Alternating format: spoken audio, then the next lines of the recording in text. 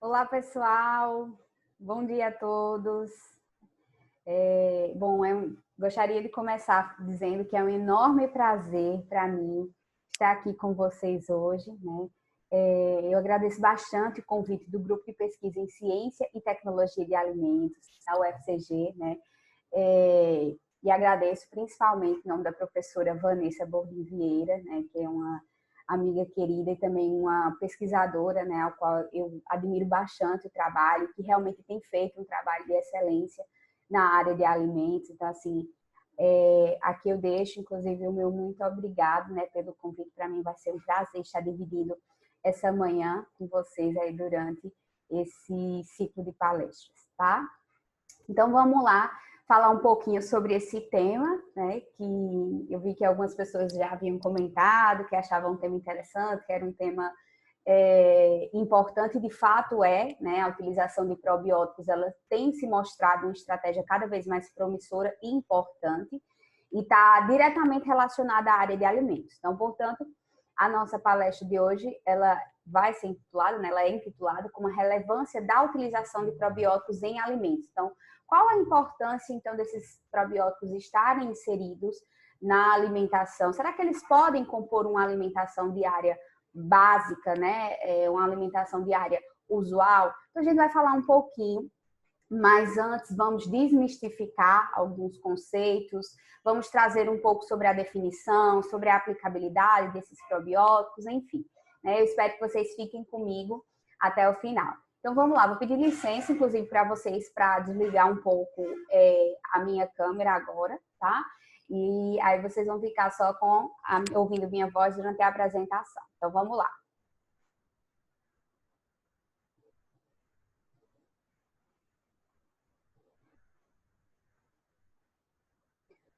Bom, pessoal, aqui de forma resumida, né, eu trago o meu currículo para vocês, né?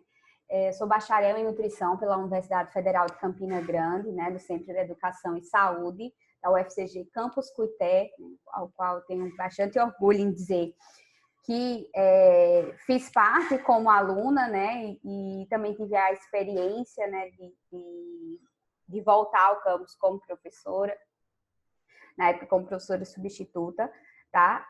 Sou mestre em Ciência e Tecnologia de Alimentos pelo Programa de Pós-Graduação em Ciência e Tecnologia de Alimentos pela UFPB, onde atualmente também sou doutoranda em Ciência e Tecnologia de Alimentos pelo mesmo programa, né, com ênfase aí em alimentos funcionais. Né? A gente trabalha atualmente com pesquisas voltadas à utilização de probióticos e de componentes com possível potencial prebiótico, no caso, né, de produtos à base de cactáceas, tá? Então, quem quiser saber um pouquinho mais depois sobre a minha pesquisa, pode me procurar, tá? Bom, então, eu também tenho formação em modulação intestinal pelo Instituto de Formação de Modulação Intestinal, do professor Murilo Pereira. Atualmente sou professora universitária de cursos de graduação e também pós-graduação, né? Eu represento aqui a Uniesp, né, o Centro Universitário, aqui em João Pessoa, e faço parte, né, sou pesquisadora, fazendo parte aí de alguns grupos de pesquisa com ênfase em alimentos funcionais, né, no Caprilab, nosso laboratório aqui da UFPB, né, também contribuo aí, tá, com um grupo de pesquisa em nutrição clínica, daí da UFCG, né, o Clinutri, e né, eu componho também o Laboratório de Ciência de Alimentos aí, o nosso laboratório lá da Uniesp. Então, vamos lá. Bom, aqui um breve roteiro do que a gente vai falar um pouquinho, né, no nosso encontro de hoje, trazendo uma breve introdução sobre o que seria esses probióticos, né, a possível utilização, portanto, de alimentos funcionais, essa propriedade de alegação de saúde. Então, como ela se enquadra, né? A gente vai falar um pouquinho também sobre as questões que envolvem o intestino humano, que órgão é esse que tem sido inclusive bastante abordado nas mais variadas pesquisas, né? Falaremos um pouquinho também sobre os problemas intestinais, dentre eles a desbiose, né? Já adiantando para vocês, e por que esses problemas eles também ganharam bastante ênfase e destaque atualmente, a ponto de se pensar em estratégias, né, envolvendo a manipulação da flora. E aí, portanto, nós temos os probióticos, a utilização deles, né, as suas características, e aí, para finalizar, algumas evidências científicas, inclusive comprovação desses possíveis benefícios que possam aí estar atrelados à utilização desses micro-organismos, tá? Bom, então eu vou começar a nossa palestra de hoje falando um pouquinho, né, sobre evidências científicas em que, inclusive, sugerem que os alimentos eles podem ser utilizados, né, com duas, vamos dizer assim, com duas vertentes específicas, né?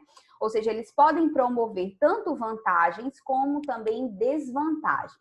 Então, eu trago, né, um estudo aqui para vocês inicialmente, inclusive, se vocês observarem, foi um estudo publicado em uma revista que trata de economia e biologia humana, para a gente ter esse entendimento de que até mesmo a forma, o estilo de vida como ser humano, né, a forma como o estilo de vida vai ser desenvolvido pelo ser humano com as suas escolhas alimentares, com determinados tipos de exposições, eles vão implicar, inclusive, diretamente na economia como um todo, porque as pessoas acabam, de certa forma, né, adoecendo mais. Por exemplo, exemplo aqui de Brasil, acabam procurando mais o serviço público de saúde, então isso implica, né, de forma econômica, de forma financeira, né, de um modo negativo.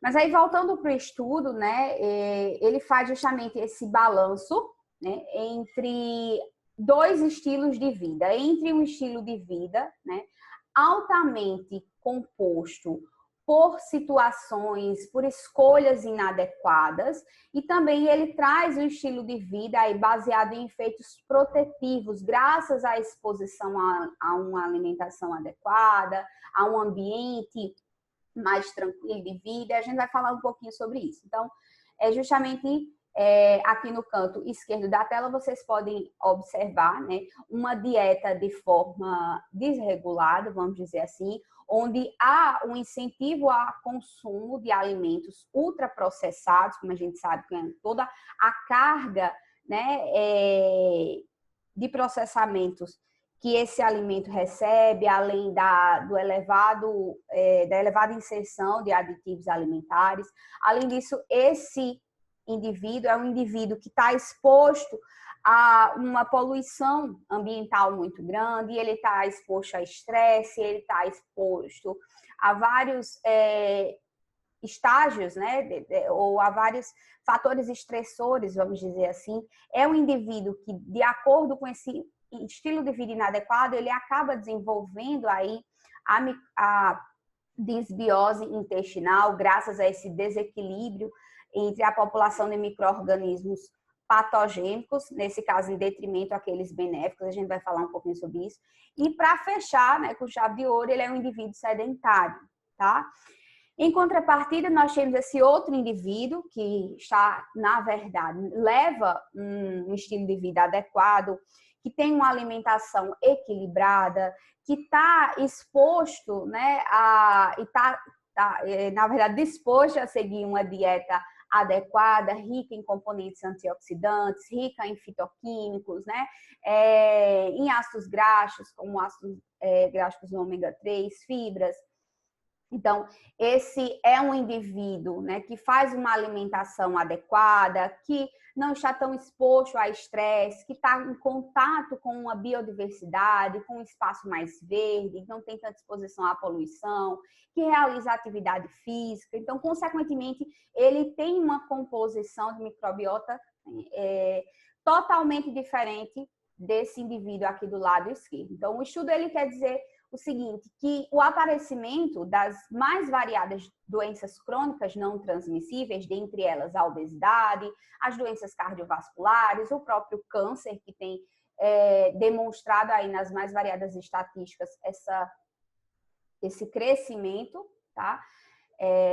atualmente, eles podem estar, são doenças que podem estar, né, associadas continuamente à dieta, ao estilo de vida do indivíduo e, consequentemente, isso tem promovido a realização de diversas pesquisas que avaliam todas essas possíveis influências e todos esses possíveis fatores, e como eu falei para vocês, a desbiose aqui está entre eles, ou seja, fazendo com que a gente tenha esse entendimento de fato que os alimentos podem promover vantagens e também desvantagens, tá?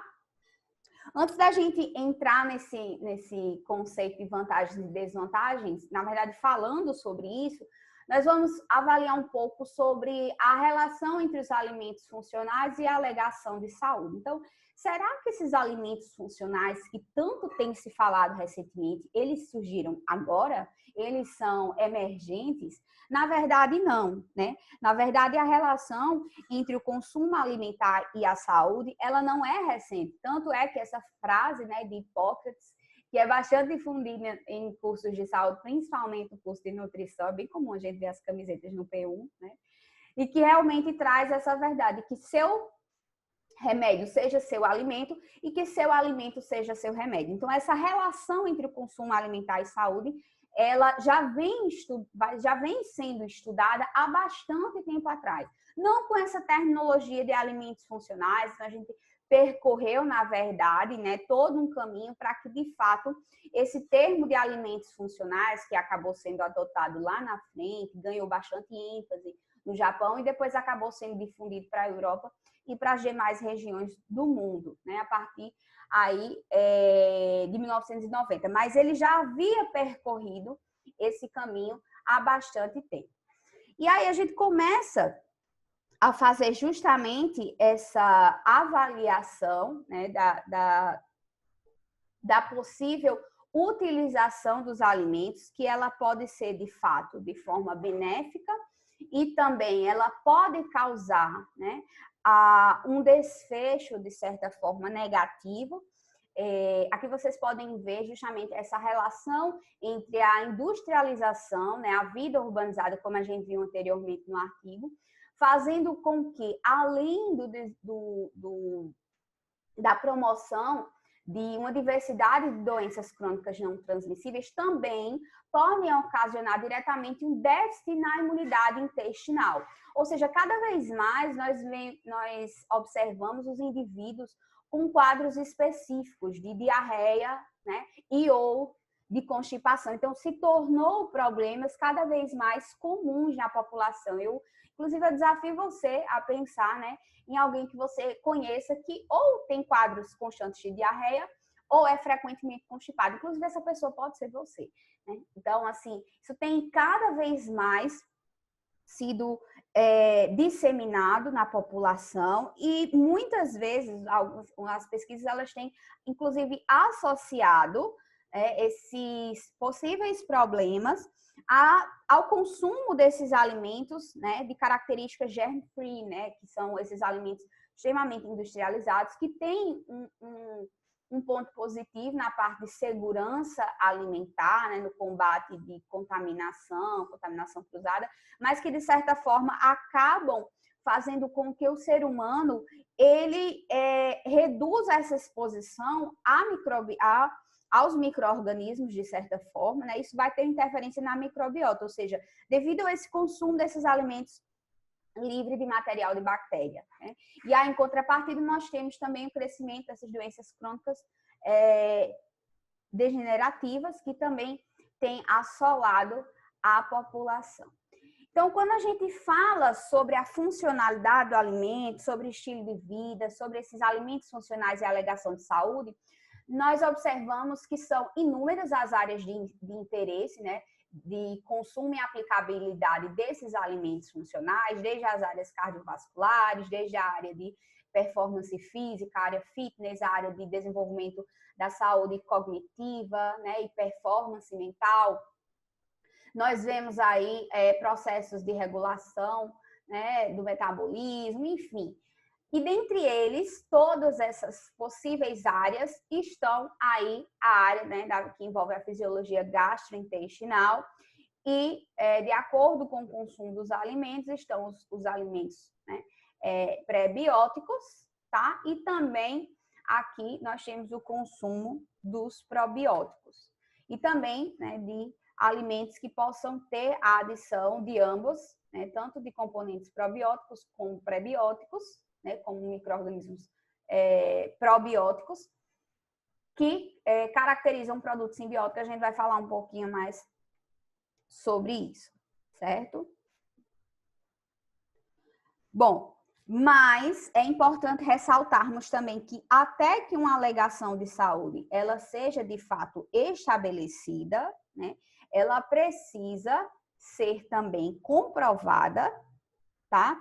E liberada para a utilização. Então, todos esses alimentos que a gente viu, todas essas áreas de interesse, elas precisam de fato serem comprovadas, né?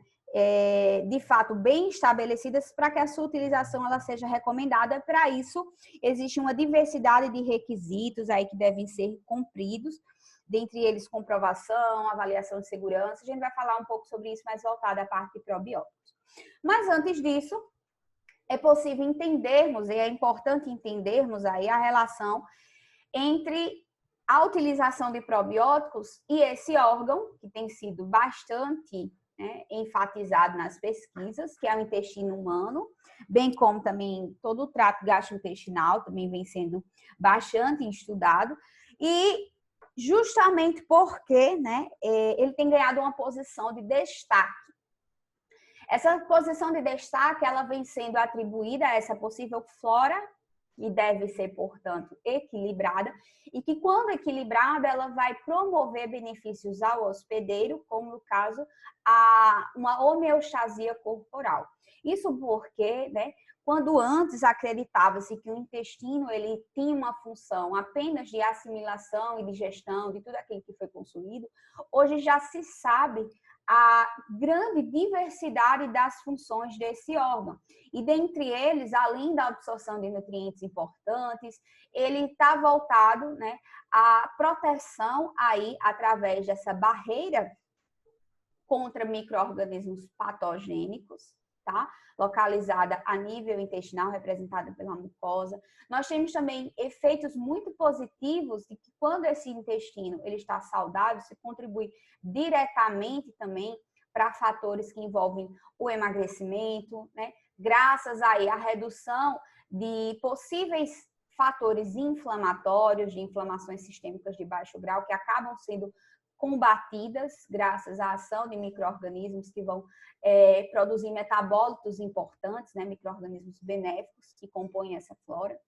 Além disso, o intestino está totalmente ligado à produção de hormônios específicos, como inclusive a serotonina, onde antes acreditava-se que essa serotonina ela era produzida em cerca, né, a maior parte a nível cerebral. Hoje já se sabe que 90% dela é produzida aí a nível intestinal. Além disso, está envolvida na produção de vários hormônios que são precursores aí, né, e que acabam contribuindo para finalidades como a manutenção da qualidade do sono, bem-estar. E aí, como a serotonina, nós temos o hormônio do bom humor, né? E acaba contribuindo também, possivelmente, para características positivas nesse indivíduo que envolvem atenção, raciocínio, enfim. Então, a diversidade das funções desse intestino, de certa forma saudável, vai contribuir diretamente para o equilíbrio e saúde corporal desse indivíduo. E aí, dentre os fatores que podem estar envolvidos nessa saúde intestinal, estão, de fato, uma alimentação saudável, uma alimentação bastante diversificada, que vai, consequentemente, contribuir para a riqueza em micro-organismos aí que vão ter uma ação benéfica a nível intestinal. Quando isso não é observado, então nós começamos a avaliar, né, a identificar uma diversidade de problemas intestinais. Então, quando o indivíduo, como nós vimos no estudo anterior, ele acaba estando exposto há características como estresse exacerbado, há características que envolvem uma alimentação inadequada, sedentarismo. Então, isso vai se refletir diretamente a possíveis problemas intestinais. Dentre eles, nós temos aí a desbiose intestinal, que é um problema também que vem sendo bastante falado, né?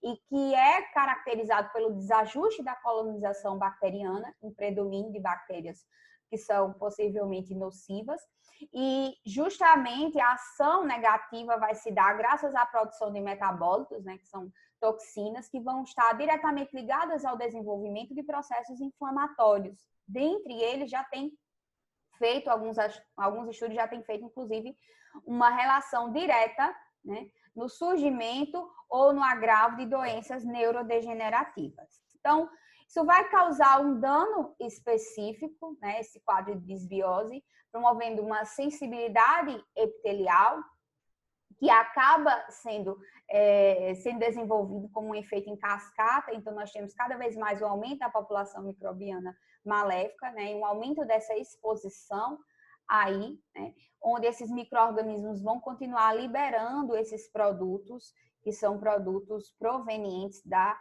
reação de fermentação, né, são metabólitos, tá? Tanto que, né, inclusive nessa imagem eu gosto bastante que ela faz essa comparação, né, que esse problema de desbiose, ele acaba fazendo com que essa mucosa intestinal, que era saudável, ela acabe sendo diretamente agredida, tá? Como nós vimos anteriormente, caracterizando um fenômeno muito conhecido, né, que é o chamado leaky gut. E muitas entidades, muitos estudiosos, inclusive o Instituto Nacional de Saúde dos Estados Unidos, ele tem feito essa relação entre o surgimento de doenças caracterizadas como autoimunes, como artrite reumatoide, doença de Crohn, lúpus eritematoso, associada, obviamente, a fatores genéticos e a fatores ambientais, como a alimentação inadequada, como sedentarismo e toda aquela exposição que nós vimos no estudo anterior. A desbiose, ela acaba se tornando um fator, entre elas, um fator que vai agravar ainda mais o quadro desses pacientes e que pode contribuir também, alguns estudos já fazem essa ênfase no surgimento desse tipo de doença. Então, é importante nós entendermos que em um indivíduo que tenha, né, que já tem uma predisposição genética, um intestino com alta permeabilidade, ele vai permitir a ativação de processos inflamatórios. E aí, nesse caso, nós vamos ter a produção aí de moduladores do sistema imune, que nesse caso vão gerar um alto mecanismo de defesa capaz de exacerbar todas essas reações imunológicas. Esse é um estudo também que eu gosto bastante, é um estudo que foi publicado na revista Nature de Imunologia, e ele faz realmente essa avaliação da contribuição de vários fatores, aqui, desde os fatores genéticos, a infecções, inflamações, a utilização de fármacos, e dentre eles nós temos aí a dieta como um fator bastante importante que pode, né, quando feito de maneira adequada, contribuir para a saúde da microbiota, mas quando feita, né, quando realizada de maneira inadequada, juntamente com esses outros fatores, pode contribuir para a desbiose, para a produção, consequentemente, desses metabólitos pró-inflamatórios, dessas toxinas, e acabar, né, se refletindo de uma maneira muito negativa aí no organismo desse indivíduo, desde o ocasionamento de doenças, né, sistêmicas, entre elas nós temos aterosclerose, artrite reumatoide, diabetes tipo 1, há doenças relacionadas diretamente ao intestino, né, como a colelitíase, há várias outras doenças e exposições específicas aí. Nós temos problemas relacionados a um incentivo maior ao acúmulo de gordura, então proporcionando problemas como obesidade, como distúrbios, né, metabólicos, problemas diretamente ligados ao fígado. Então, inclusive, né, o acúmulo de gordura por esse órgão, ocasionando esteatose hepática, dentro de uma diversidade de doenças, né, do fígado gorduroso. Nós temos problemas relacionados à respiração, como asma, e problemas ligados diretamente ao bom funcionamento do cérebro, né, dentre eles o estresse, o autismo, já tem sido avaliado essa relação, né? E até mesmo esclerose múltipla, tá? Então, como eu falei para vocês, tudo isso graças aí a essa combinação de fatores, né? Desde uma possível predisposição genética, combinada a um intestino com algum grau de permeabilidade considerável, que pode ter sido ocasionado por algum tipo de infecção, a dieta, enfim. Então, isso vai contribuir para o surgimento dessa diversidade de problemas. E aí, mediante aí, se pensou nessa possível manipulação da flora, né? Por que não? Então, essa manipulação da flora que vai ser justamente realizada através, né, da utilização de componentes de micro-organismos, na verdade, como os probióticos, de componentes alimentares como os prebióticos e também da combinação deles, que é o que vai caracterizar aí os produtos simbióticos. Então, a manipulação da flora através, né, da melhora, na verdade, da inserção desses componentes, desses micro-organismos, ela tem se mostrado uma estratégia bastante promissora, né? Uma estratégia terapêutica. Então, a gente vai começar, de fato, a falar um pouco sobre o que seria esses probióticos. Não vamos nos ater tanto aos prebióticos, nem aos alimentos, produtos simbióticos, né? Porque o foco de hoje é realmente estudarmos um pouco sobre os probióticos. Mas aí eu gostaria de falar, né, que essa palavra probiótica, ela tem, de fato, ganhado bastante destaque, né, sendo demonstrada, né, com grande impacto, não apenas para a comunidade científica, mas também por agências reguladoras, pela própria indústria de alimentos, pelos profissionais de saúde e também pelos consumidores. Então, quando a gente fala sobre probióticos, o que são, de fato, esses probióticos, né? Os probióticos, essa palavra probiótico, ele deriva da linguagem grega e significa para a vida. Há muitos anos, eles já eram consumidos, porém na forma de alimentos fermentados, não com essa nomenclatura, né?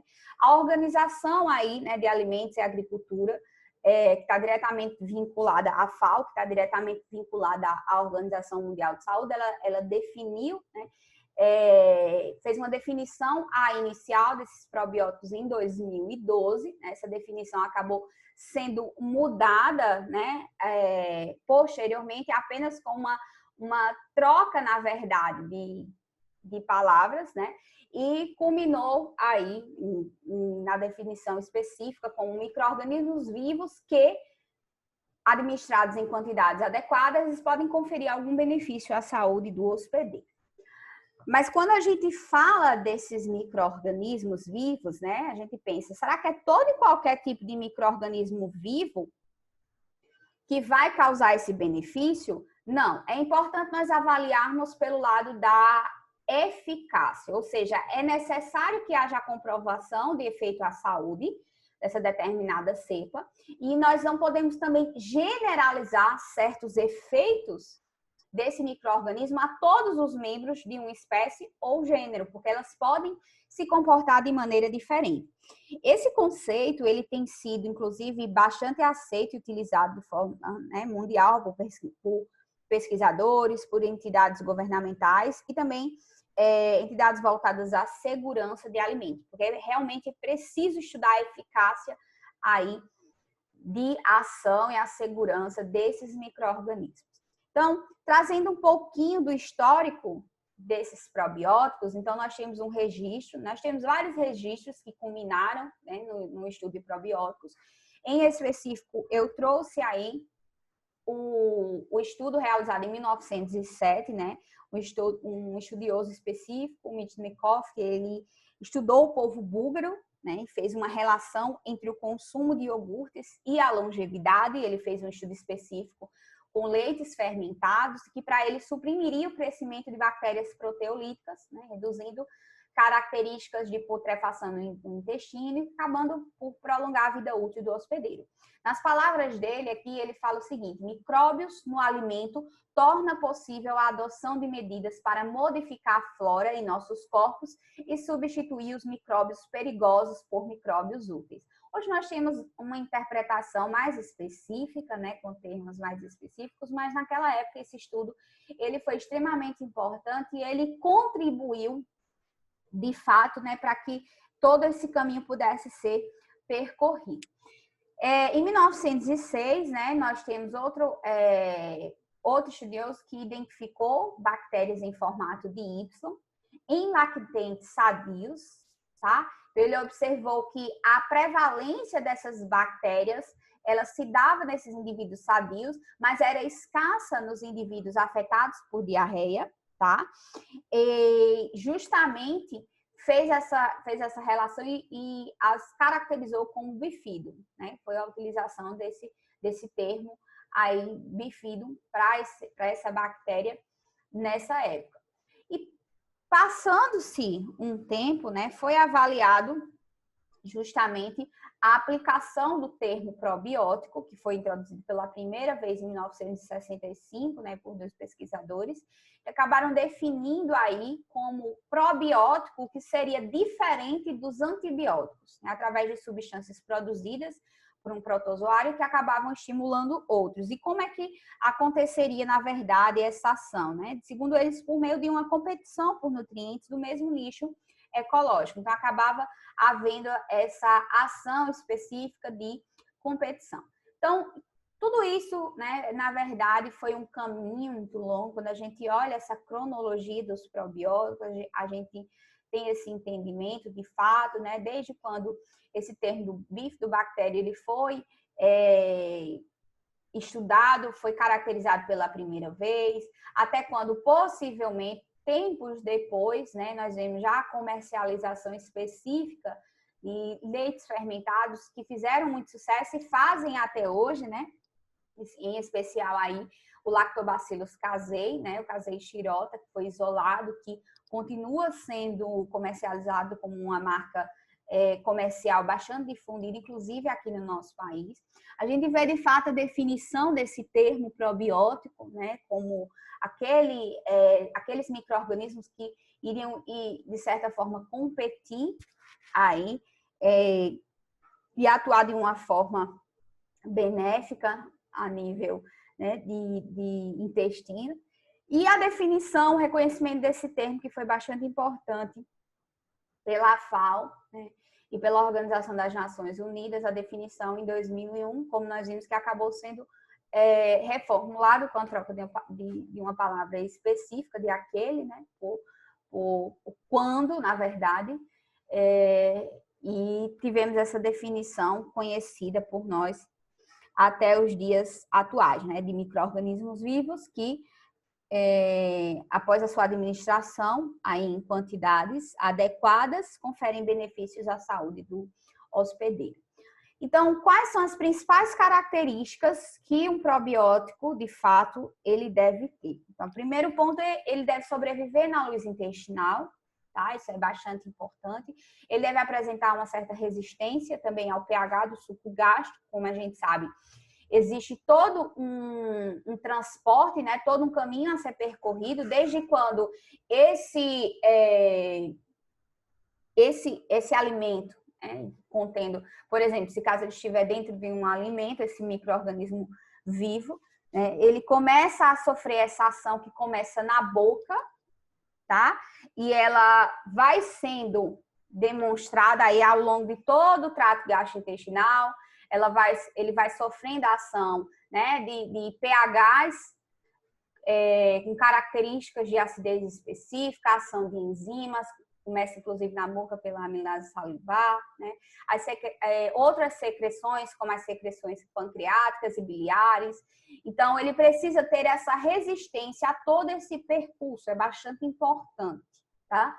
Além disso, é interessante que ele pertence a um grupo taxonômico conhecido, né? O gênero e a sua espécie, porque por se tratar de um micro-organismo vivo, né? Ele pode, mesmo quando conhecido, ele pode, por algum mecanismo, desenvolver uma ação diferenciada. Obviamente, isso é algo considerado como raro, né? Mas não há um controle 100%. Imagine quando esse grupo é desconhecido. Então, é importante o conhecimento, né? Além disso, ele deve apresentar um custo acessível, a possibilidade de uso de alimentos, que é extremamente importante, nós vamos falar, inclusive, sobre isso mais à frente, e serem viáveis também no processamento tecnológico, tá? Outro fator bastante importante é uma possível presunção qualificada de segurança aí desses micro-organismos à sua utilização.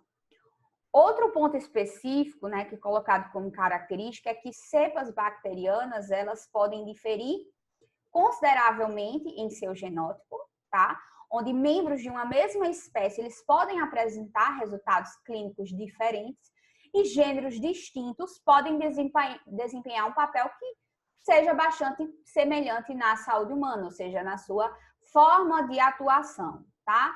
Então, em relação à cepa e à estirpe, tá? Elas devem estar aí, ser condizentes a um grupo de descendentes com um ancestral comum. Como eu falei, pode haver variações em uma mesma espécie, tá? Isso possivelmente mediante mutações aí com novas gerações. Então, entre o gênero, vocês podem ver aqui nessa relação entre gênero e espécie. Então, no gênero Lactobacillus, nós temos uma diversidade de espécies, como acidófilos, casei, paracasei, plantarum, né, bulgaricus, reutéria, enfim. As bifidobactérias, então nós temos a infantis, a bifidum, animalis, tá? Saccharomyces, eu coloquei inclusive a mais utilizada, né? Com essa característica de saúde intestinal, que é a avular, mas existem várias outras. Nós temos os lactococos. Então, uma diversidade de espécies aí para cada gênero, como a gente viu, podem ter ações similares, mas também, de certa forma, serem diferentes. Então, como já foi dito, esses probióticos, né, dentre as características, eles não podem ser de maneira nenhuma patogênicos, ou seja, eles devem ser seguros aí para os seres humanos, tá? Isso é importante, apesar da diversidade microbiana, né, entre cocos, bacilos e bifidobactérias, mas eles precisam ter, de fato, essa segurança.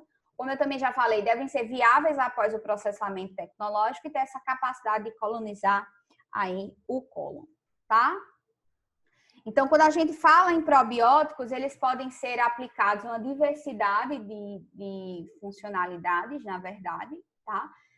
E essas funcionalidades, elas envolvem aí uma diversidade de combate, na verdade, tratamento de problemas, desde transtornos entéricos, como constipação, diarreia, problemas metabólicos que envolvem o surgimento de doenças como obesidade, diabetes, síndrome metabólica, né? O próprio estresse e distúrbios psicossomáticos, ou seja, atuando de forma positiva na depressão, na síndrome do cólon irritável, tá? Na dispepsia, né? Que é a dispepsia, que é aquela possível queimação entre indivíduos existentes, está ligado também a problemas relacionados à alteração do sono. Também pode atuar diretamente, né, ser aplicado em enfermidades de fundo imune, como infecções variadas, câncer, alergia, doença inflamatória intestinal, né, ou autoimune, certo? Bom, então eu vou trazer, inclusive, a partir de agora, um questionamento e eu gostaria que vocês pensassem sobre, do que probióticos, o que é interessante, né? Seria o consumo como um suplemento ou a sua adição em alimentos. Então, como eu já falei anteriormente, né? O aumento, na verdade, dessas diversas técnicas de conservação de alimentos, de processamento de alimentos, tem promovido um ponto positivo, como o aumento da vida de prateleira, né? Conhecido como shelf life, e acaba por desencadear essa segurança dos alimentos como um todo, reduzindo problemas que eram bastante recorrentes, tá? Como surtos alimentares. Porém, se olharmos, né, sob outra ótica, a gente começa a observar, né, no campo da saúde, tem se observado o aumento da incidência de várias doenças. E aí, para que a gente tenha esse entendimento de tudo que envolve essa questão, é muito interessante, né, avaliar essa ligação direta com o estilo de vida moderno. Tem sido, como a gente viu anteriormente nos estudos, que tem cada vez mais predisposto esse indivíduo a fatores estressores, ao consumo exacerbado desse tipo de alimentos industrializados, o que traz à tona aquele conceito da teoria da higiene, né? Enfatizando que nós, como indivíduos, né, estamos nos expondo, de certa forma, a uma quantidade muito pequena de micro-organismos. E aí que talvez, né, pensando dessa maneira, possamos avaliar essa relação com o surgimento de possíveis doenças autoimunes, como eu coloquei anteriormente. Então, acaba por tornar, de certa forma, a introdução de micro-organismos benéficos à saúde dos alimentos algo com bastante ênfase e também com uma relevância, né, que tem sido cada vez mais enfatizada. Mas será que seria mais interessante introduzir como um suplemento ou como um alimento? Antes da gente chegar nesse debate, eu gostaria de avaliarmos um pouco sobre o mercado mundial de probióticos, né? A expectativa de mercado desses micro-organismos até 2022 é um crescimento, né, em torno de 7,7%, girando em torno de 57,4 bilhões de dólares, tá? Então, um mercado, quando a gente avalia dessa forma, que está em cada vez mais, né, em ascendência, vamos dizer assim, que, portanto, se torna muito promissor o trabalho, o estudo voltado a essa área. Mas aí, voltando para aquele questionamento que eu acabei de fazer anteriormente, então, quais seriam as vantagens de se utilizar os probióticos em alimento, né, ao invés de suplemento? Eu não estou aqui dizendo que o suplemento não seja interessante, e com certeza sim, né?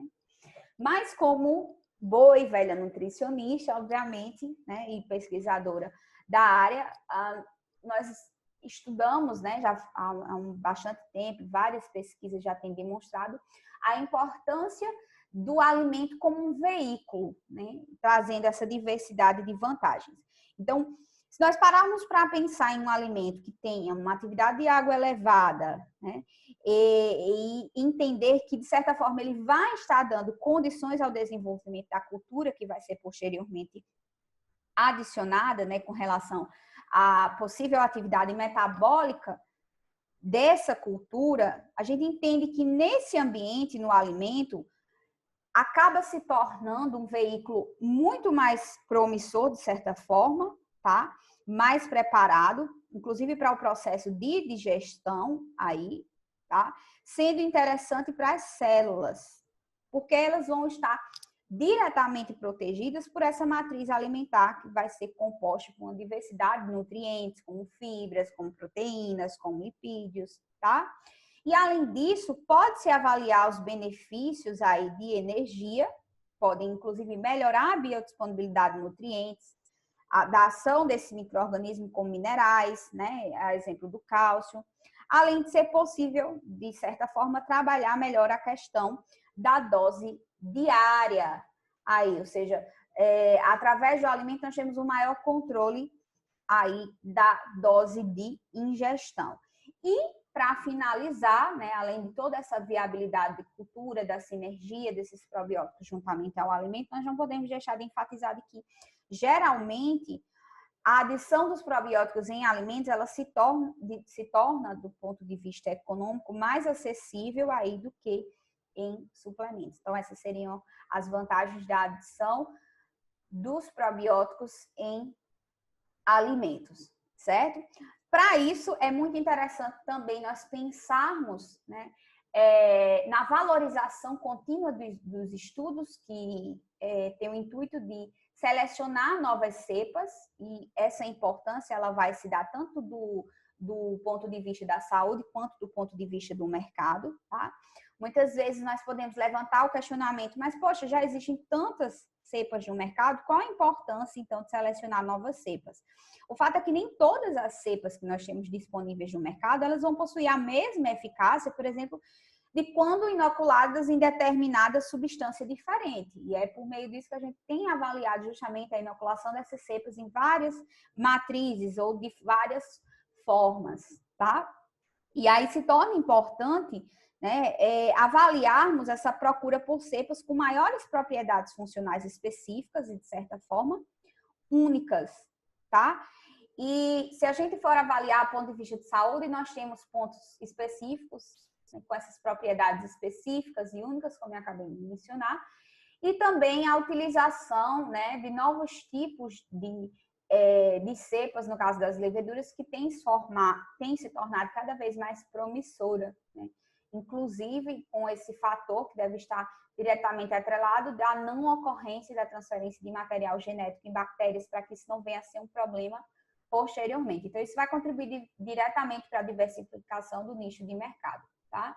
Além disso, né, interessante essa certa resistência a antibióticos, mas obviamente não a todos os antibióticos, isso deve ficar bem esclarecido, né, porque se algo fugir do nosso controle, se trata de micro-organismos vivos, então a gente precisa ter um componente, né, um fármaco que venha a contribuir de forma positiva, tá? Então isso é interessante também que seja bastantemente enfatizado quando a gente fala, inclusive, de segurança, tá? E aí, se tratando de cepas comerciais, nós temos uma diversidade de cepas disponíveis no mercado. E dentre essas cepas, né, nós podemos citar aí tanto os bacilos, as bifidobactérias, né, o gênero também Saccharomyces, que tem sido bastante empregue, que novos tipos de cepa têm sido, inclusive, estudadas, tá? Então, quanto à diversidade, pessoal, de utilização dessas cepas, elas têm sido cada vez mais variadas, certo? Quando a gente fala um pouco sobre isso. E têm sido aplicados os mais diversos tipos de produtos, desde queijos artesanais, produtos à base de amendoim, leite e soja, tanto inclusive a seleção de novas cepas como a utilização, em produtos como o frozen iogurte, que já tem sido, né, produtos oriundos, né, do leite de cabra, inclusive nosso grupo de pesquisa faz bastante esse estudo, né, desenvolve bastante estudos relacionados a essa área, a produtos à base de mandioca, açaí, de sucos variados, caju, maçã, manga, enfim. A seleção também em matrizes como frutas também tem sido bastante estudada, enfim. Então, se avalia cada vez mais essa possibilidade de seleção de novas cepas e também da diversidade de utilização, de aplicação dessas cepas nos mais variados tipos de matrizes alimentares, certo? Mas para isso, né, é importante nós avaliarmos como fazer essa seleção das cepas, ou seja, de certa forma, elas precisam estar voltadas diretamente e atender todos os padrões de segurança, de propriedades funcionais e também os padrões tecnológicos. E cepas que não venham a atender essas características, nesse caso, elas não vão ser bem-vindas e não vão ser aprovadas como probióticos, certo? Então, como formas de comercialização, isso não é um public post, tá? Não é propaganda, mas é só para vocês verem que existe uma variedade muito grande de comercialização como suplemento no mercado, tá? Bem como nós já temos produtos incluídos, né, de probióticos aí, produtos que tem sua composição, a adição desses micro-organismos aí em alimentos, como o caso do sorvete, tá? Como derivados lácteos, né, que são bastante utilizados já, mas inclusive nós já temos em produtos de panificação, já existem produtos no mercado que tenham esse apelo, certo? Então, quando a gente fala desses probióticos, nós não podemos deixar de falar sobre os desafios para a sua utilização, que são muitos, né? O primeiro deles é que são seres vivos, então, em algum momento, ele pode, né, se comportar de uma maneira inesperada. Nós acreditamos e torcemos para que isso não aconteça, mas, né, isso é uma possibilidade, não podemos deixar de mencionar. Também mencionarmos que eles são sensíveis a uma diversidade de fatores, entre esses fatores, os fatores tecnológicos, os fatores de processamento. Então, muitas vezes ele tem uma ação bacana, mas ele acaba sendo muito sensível e não conseguindo exercer a sua funcionalidade graças a essa sensibilidade. Outro fator também é que eles podem produzir alguma espécie de off-flavor, né, ao se multiplicarem nos alimentos, o que do ponto de vista sensorial não é interessante, então acaba se tornando também um desafio.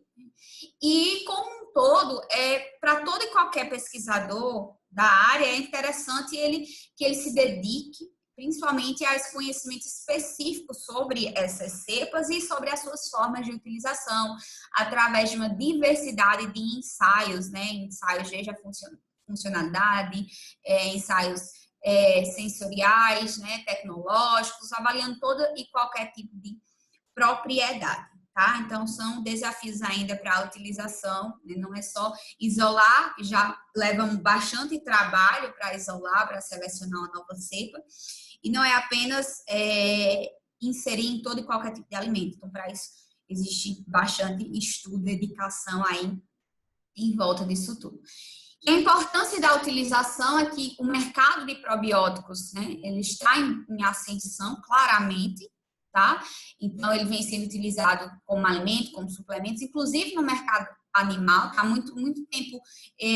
Inclusive, houve um período de trevas para os probióticos em que eles tornaram-se desacreditados, mas continuaram sendo utilizados aí no mercado animal, tá? E posteriormente passaram novamente a ser voltado para o mercado humano, vamos dizer assim, né? Para produtos destinados aos seres humanos. Então, acaba que é um mercado em ascensão, tá?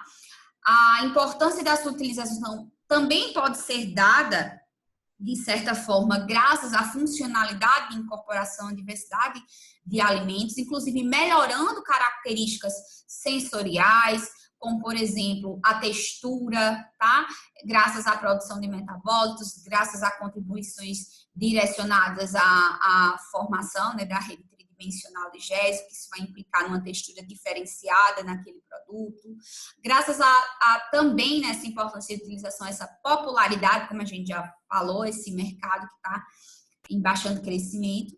E também graças à possibilidade de seleção de veículos que são mais adaptáveis à sobrevivência ou da inclusão de técnicas específicas, como é o caso, por exemplo, da microencapsulação, né, que tem sido bastante utilizada para inserir esse probiótico em alimentos como, por exemplo, matrizes como sorvete, né, que vai trazer uma proteção específica, né. De certa forma, ela se assimila a sistemas parecidos com células e vão alterar a funcionalidade desses compostos bioativos e podem, de certa forma, protegê-los contra substâncias aí, né, específicas e variadas funcionalidades. E, além disso, devido aos mais variados tipos de benefícios à saúde que têm sido cada vez mais evidenciados, os mais variados tipos de artigos científicos, né? E pensando nisso, a gente poderia passar uma manhã, uma tarde, uma noite inteira falando sobre as mais variadas, né, evidências científicas que têm sido estudadas aí sobre esses benefícios dos probióticos à saúde do consumidor, mas eu trouxe apenas alguns estudos pontuais, né, só para a gente realmente recapitular, entender essa importância da ação dos probióticos, tá? Então, esse primeiro estudo, ele traz a ação de alimentos funcionais e suplementos dietéticos na gestão da dislipidemia. Então, é um estudo bem interessante, que ele fez essa relação entre a evidência do consumo de iogurte probiótico junto a outros alimentos, como chá verde, como proteína de soja e até mesmo o ômega 3, né? E ele avaliou, por exemplo, a ação intestinal desses alimentos funcionais e de suplementos aí diretamente em um processo específico, que foi de esterificação do colesterol, né, envolvendo aí a produção de ácidos biliares e de ácidos graxos, proporcionando aí uma redução no colesterol, né, circulante. E aí nós observamos a ação, de certa forma, inicial desses probióticos. Como eu falei, existe uma diversidade, né, de ação e ele pode vir inserido numa dieta diária usual, juntamente com outros ingredientes, como fibras solúveis, tá? Como, inclusive, também com esses componentes prebióticos para ter uma ação ainda mais potencializada, certo? Esse outro estudo, ele faz a interação entre saúde do intestino e a utilização dos probióticos, né, onde se avaliou aí a desbiose intestinal através de um marcador específico, né, que através da halitose, tá? Então, onde foi avaliado, de certa forma, aí alguns parâmetros, nesse caso, né, o de sabor lingual, chamado parâmetro de sabor lingual, que faz parte dos sinais patognomônicos, né, sinais ambulatoriais, inclusive o nutricionista pode avaliar, e que pode ser um fator, né, indicativo de uma possível desbiose. Então, ele fez essa avaliação através desses sinais, e por meio da administração de probióticos, avaliou a redução desses sinais e, consequentemente, a redução da desbiose intestinal, já que esse fator, né, de sabor lingual, ele está diretamente ligado a essa desbiose intestinal. Esse outro estudo, ele traz uma relação específica com a suplementação alimentar, né, de probióticos juntamente a frutoligosacarídeos de prebióticos, reduzindo sinais, nesse caso, de um problema chamado peritonite alérgica em camundongos. Nesse caso, esse estudo foi realizado com animais, tá? No caso, com camundongos. Já esse outro estudo, ele é bem importante, bastante evidenciado. Ele trata da suplementação de probióticos em crianças. Ainda existe um pouco de medo de utilização de probióticos para esse público, mas nós já fazemos o aconselhamento sim, porque vários estudos têm, de forma grandiosa, incentivado essa utilização. Nesse caso aqui, né, da utilização do probiótico como uma terapia adjuvante, né, ao tratamento com antibióticos, inclusive para quadros de infecção urinária. Então, eles fizeram essa relação, né, da utilização de probióticos e antibióticos. Até porque, muitas vezes, a utilização de antibióticos, ela acaba causando, né, o antibiótico é extremamente importante, como a gente sabe, ele vai diretamente ali ter uma ação específica naquele possível micro-organismo que está causando, né, todos esses problemas, mas ele também pode ter uma ação, infelizmente, voltada aí a micro-organismos benéficos da própria microbiota. Então,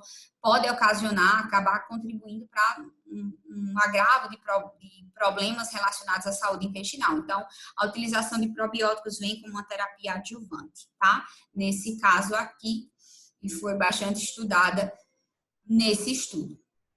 Esse outro estudo, nós tivemos um ensaio clínico randomizado sobre a eficácia de uma nova formulação, né, também utilizando probióticos e prebióticos, ou seja, probióticos do tipo Lactobacillus paracasei, tá?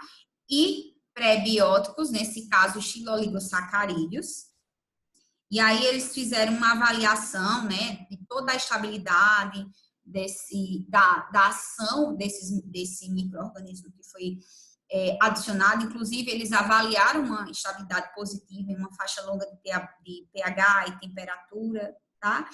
E se mostrou, na verdade, né? Inclusive, esse estudo ele foi desenvolvido na Itália, foi desenvolvido em crianças com diarreia aguda, crianças que estavam hospitalizadas. Então, eles observaram que a adição dessa formulação simbiótica, ela foi, de certa forma, muito promissora, tá?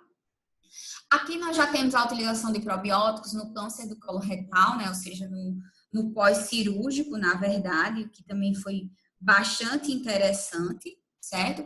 Esse é um estudo que, na verdade, é uma compilação de estudos avaliando o efeito combinado de vários de tipos de micro-organismos, né, específicos de probióticos, dentre eles a combinação de lactobacillus e de bifidobacterium, e que, ao final, identificaram uma recuperação cirúrgica positiva nesse indivíduo que passou por esse procedimento aí para retirada, né, de um câncer de colo retal, tá? Então, eles fizeram essa avaliação e não só a combinação, né, dessas cepas, mas de outras também, tá? Dentre elas, ganhou destaque os lactobacilos e as bifidobactérias, mas eles estudaram espécies que, inclusive, têm sido comumente comercializadas aí de forma comercial, certo? Melhorando essa recuperação pós-cirúrgica. Esse outro estudo, ele é interessante, né? Porque a partir dele foi avaliado aí a combinação também simbiótica de frutoligosacarídeos e de lactobacilos, né, da espécie Rhamnosus. E essa atuação específica, na verdade, na prevenção de infecções ocasionadas, né, pela Escherichia coli do tipo enterotoxinogênico. É bem conhecida por causar diarreia, né, conhecida como a diarreia aí do viajante. Eles avaliaram que foi positivo a utilização, inclusive que a combinação, né, do prebiótico influenciou positivamente na adição do lactobacillus aí, né, na adesão, na verdade, aí, e a ação direta, na verdade, de antivirulência contra a Escherichia coli, tanto de forma isolada, como também nessa combinação simbiótica. E aí, para finalizar, né, nós temos a ação aí, que é algo que vem sendo bastante estudado, e a relação, né, dos probióticos e a sua utilização com o termo psicobióticos, tá? E a combinação de várias cepas que têm uma ação direta, tanto em distúrbios neurodegenerativos, como mal de Alzheimer, doença de Parkinson, como em distúrbios do neurodesenvolvimento, como é o caso do transtorno do espectro do autismo. Então, isso tem sido estudado, óbvio, necessita de mais estudos que façam uma relação ainda mais profunda, mais direta para o entendimento, a ação desse probiótico nesses distúrbios, nessas doenças, mas que já nós já temos um caminho aí a seguir. Então, com perspectivas futuras, né, é importante nós enfatizarmos que novas cepas, elas devem ser sempre estudadas para que se amplie a utilização desses micro-organismos probióticos nos alimentos, tá? Entender que alimentos fermentados de forma espontânea podem ser um reservatório muito positivo para cepas potencialmente probióticas, né? E que para isso é muito interessante o estudo, a avaliação dessas cepas, inclusive com uma busca por alguma possível atividade antagônica a espécies patogênicas, tá? Aí, inclusive daquelas que estão comumente disponíveis, tá? De forma comercial. Avaliar também, entender a importância da especificidade de cada cepa em relação à sua estirpe, tá? Então, entender que essa especificidade vai ser dada por estirpe e não através do gênero ou da espécie, né? E entender que métodos como identificação, né, testes fenotípicos, genéticos, fisiológicos, eles precisam ser sempre aplicados e cuidadosamente avaliados no estudo e identificação de novas cepas, assim como, né, a importância da comprovação do efeito in vitro, tá? A patógenos, elas precisam ser realizadas para que posteriormente essa comprovação ela seja dada em vivo, né, tanto em animais e posteriormente aí em seres humanos, tá? Então essas são algumas perspectivas aí do estudo. Então eu deixo uma mensagem aqui para reflexão de todos vocês, inclusive mais uma vez aproveito aí para agradecer o convite, né, feito pelo Grupo de Pesquisa em Ciência e Tecnologia de Alimentos da Universidade Federal de Campina Grande, campus Cuité, em nome da professora Vanessa Bordim Vieira, né, que assim, é uma pessoa extremamente admirável, não só como pessoa, mas primordialmente também como profissional. Então, agradecer aí, essa foi a minha contribuição aí para o GPCTA, eu espero que vocês tenham gostado, né? E que nós possamos nos encontrar aí em breve, tá? Então, deixa aí o meu @ para que, se caso vocês queiram entrar em contato, tirar alguma possível dúvida, né? Me coloco à disposição. Então, pessoal, foi um prazer, né, estar com vocês e até mais.